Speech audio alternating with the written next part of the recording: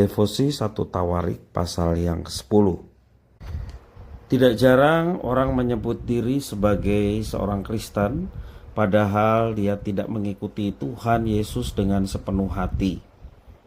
Dalam mengikuti Tuhan, ia sering menyertakan tuntutan pribadinya, bahkan menjadikan Tuhan sebagai alat untuk memuaskan keinginannya. Kalau dalam kisah Perjanjian Lama, ada salah satu tokoh seperti Raja Saul. Saul adalah raja pertama dalam sejarah Israel. Namun Saul gagal melaksanakan apa yang diperintahkan Tuhan Allah kepadanya. Ia berdosa dengan mengambil ratusan istri dan gundik dari bangsa-bangsa asing, mengikuti penyembahan berhala, dan bahkan meminta petunjuk dari arwah. Kita bisa membaca dalam 1 Raja-Raja pasal 11 ayat 1-10 dan 1 Samuel pasal 28 ayat 7-20. Yang pada akhirnya kisah Saul berakhir dalam kematiannya atas kehendak Tuhan Allah yang berdaulat. Kita bisa membaca dalam bacaan hari ini di ayat yang keempat, 13 dan yang ke-14. Saul digambarkan sebagai seorang raja yang tidak setia. Ia tidak hanya melakukan kesalahan, tetapi juga gagal dalam melakukan kebaikan. Dalam berbagai kasus, ia memberi persembahan dari ternak jarahan yang semestinya ditumpas, berusaha membunuh Daud dan membunuh para imam di Nob. Itu tertulis dalam 1 Samuel pasal 15 ayat 9-23.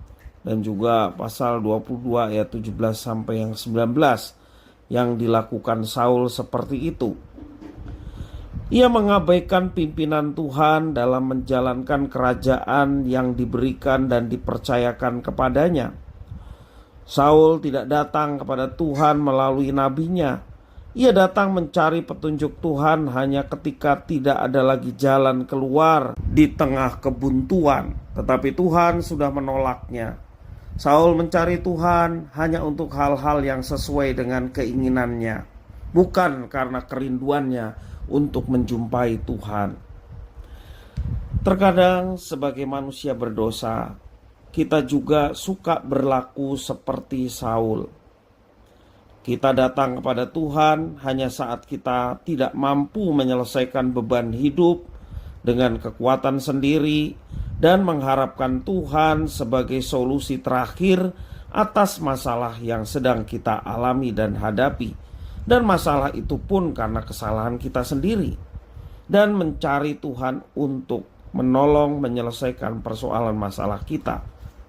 Atau secara ekstrim, kita seringkali tergoda untuk datang kepada figur lain, seperti orang pintarlah, atau orang-orang yang dianggap mampu dan bijaksana menolong kita, atau orang-orang yang mungkin secara finansial dia memiliki kekuatan sehingga kita berharap dia dapat menolong kita dalam persoalan-persoalan di dunia ini. Jika kita mengakui bahwa Tuhan berdaulat atas hidup kita, mengapa kita masih mau mengandalkan kekuatan diri sendiri, bahkan ilah atau figur lain dalam menyelesaikan pergumulan dalam hidup kita? Sebagai umat Tuhan, mari kita tetap berpegang pada Tuhan dalam situasi kondisi apapun. Dalam kondisi kita sepertinya baik-baik saja, sehat-sehat saja, cukup-cukup saja, jangan lupa bahwa semua itu berkat dari Tuhan yang perlu kita syukuri, dan kita kembalikan semua yang Tuhan percayakan pada kita untuk hormat kemuliaannya, dengan mempergunakan semuanya itu dengan penuh tanggung jawab. Ketika kita menghadapi tantangan dalam hidup, persoalan, baik persoalan ekonomi, persoalan keluarga, persoalan apapun, jangan kita hanya mencari Tuhan untuk hanya menyelesaikan persoalan-persoalan kita. Tetapi pada saat kita memiliki segala sesuatu dalam kondisi baik-baik saja, kita melupakan Tuhan. Sepertinya Tuhan seperti ban serep, hanya dipergunakan pada saat darurat saja, ketika tidak dalam kondisi darurat, ban itu dikembalikan pada tempatnya, tidak lagi kita perlukan dan kita lupakan. Tuhan bukan seperti itu. Mari dalam situasi kondisi apapun, tidak mempengaruhi hubungan kita dengan Tuhan. Tetap kita mengagungkan Dia, memuliakan Dia, melayani Dia, sebagaimana Tuhan memanggil kita sebagai umat-Nya, hidup untuk melayani Dia. Maka Tuhan yang akan menuntun hidup kita, bahkan menolong kita menghadapi setiap pergumulan dan memberikan kemampuan untuk kita dapat menyelesaikan setiap pergumulan hidup kita.